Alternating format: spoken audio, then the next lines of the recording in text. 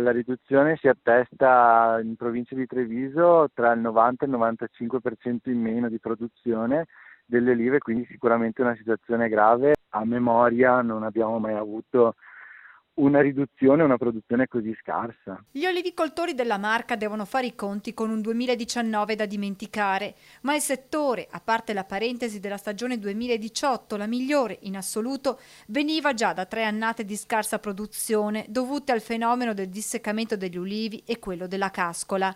Quest'anno si sono aggiunte la presenza della mosca olearia, l'insetto più dannoso per gli ulivi, fitopatie e un clima non certo favorevole.